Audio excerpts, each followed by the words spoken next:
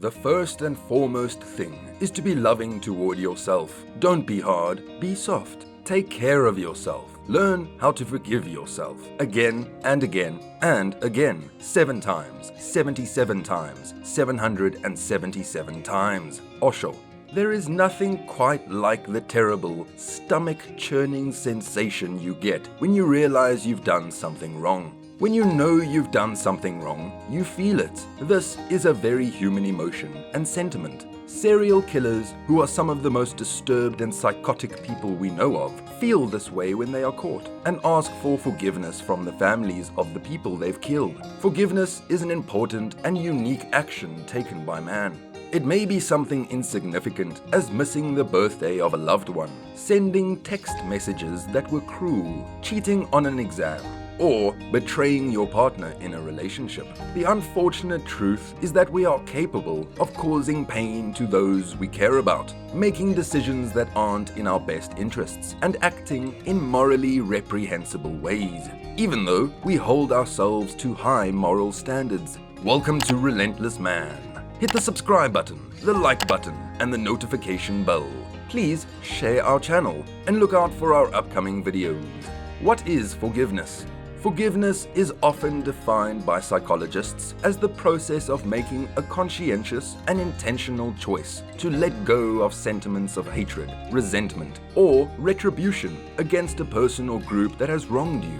This is regardless of whether or not you believe you should forgive them for their actions. What forgiveness is not. Having a clear understanding of what forgiving is not is, however, just as important as having a definition of what forgiving is. When it comes to forgiveness, those who analyze the subject make it quite apparent that one does not minimize or downplay the gravity of a transgression committed against them in the act of forgiveness. The act of forgiving someone does not imply that the transgression was acceptable or that you are justifying or approving it in any way.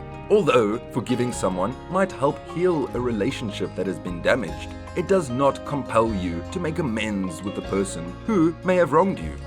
What is self-forgiveness? Every one of us has done something that we are not proud of. In the aftermath of a transgression, we may experience shame, guilt, remorse, or rage, among other negative emotions. Negative beliefs toward ourselves, such as "it's all my fault" or "I'm a horrible person," are also common. When you forgive yourself, it doesn't mean that you accept or agree with what you did. Self-forgiveness demonstrates a willingness to let go of the past, move on with your life, and not dwell on actions or occurrences that cannot be undone or changed. It also implies that you accept your behavior as well as what has occurred as a result of that behavior. The weak can never forgive. Forgiveness is the attribute of the strong. Mahatma Gandhi.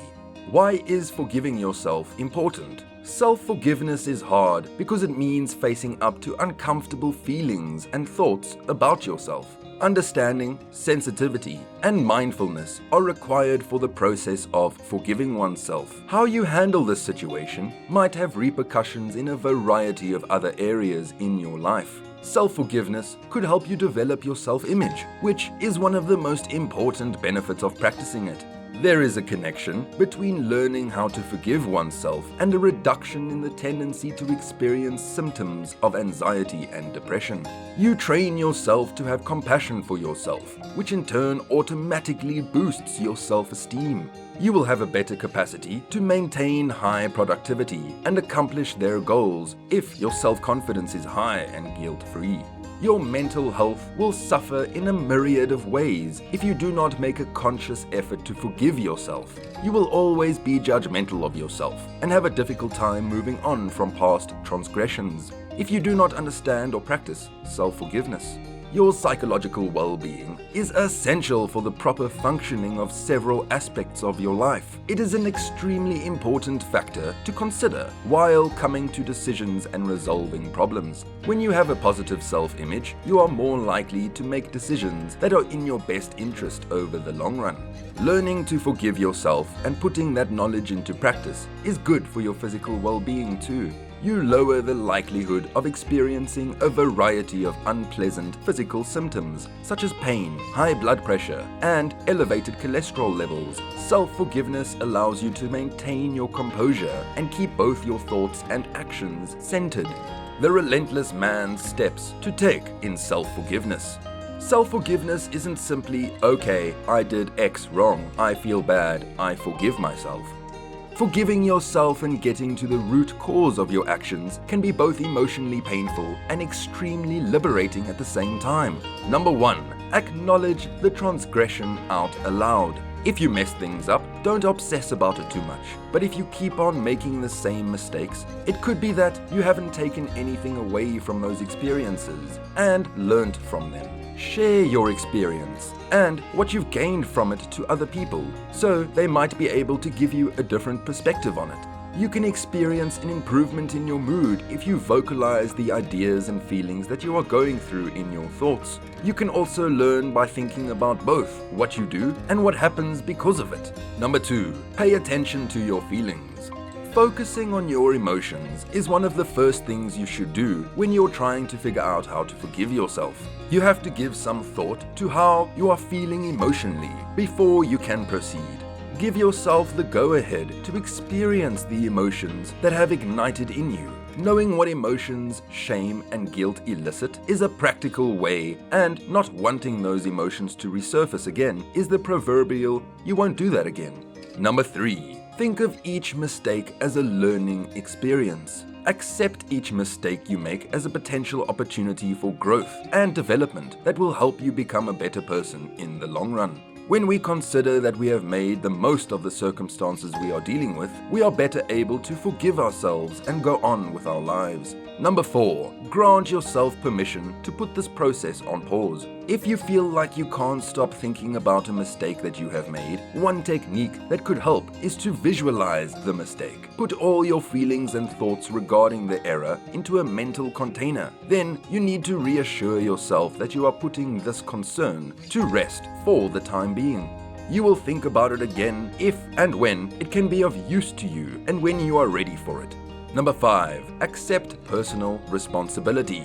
There is more to self-forgiveness than just leaving the past in the rear-view mirror and moving on with your life. It is about coming to terms with what has occurred and having compassion for oneself.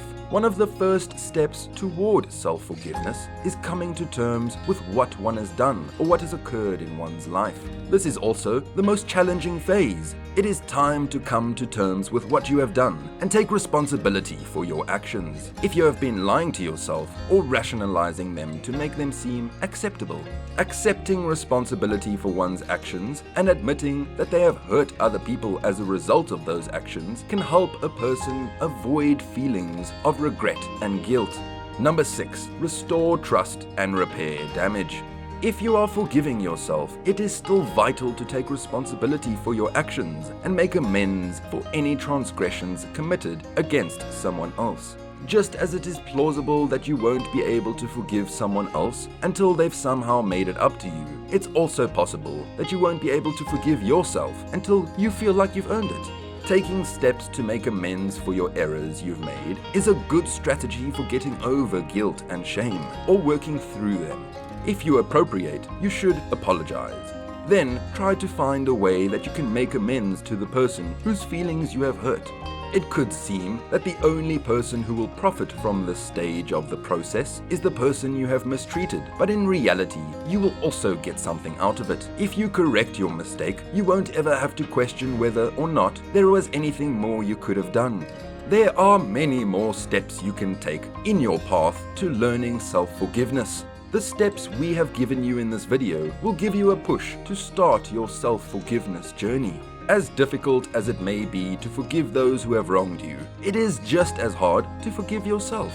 It is crucial to realize that learning how to forgive oneself is not a one-size-fits-all approach. Find the way that suits you best and start feeling the liberation of self-forgiveness. Thank you for watching Relentless Man. Hit the subscribe button, the like button, and the notification bell. Please share our channel and look out for our upcoming videos. Until next time.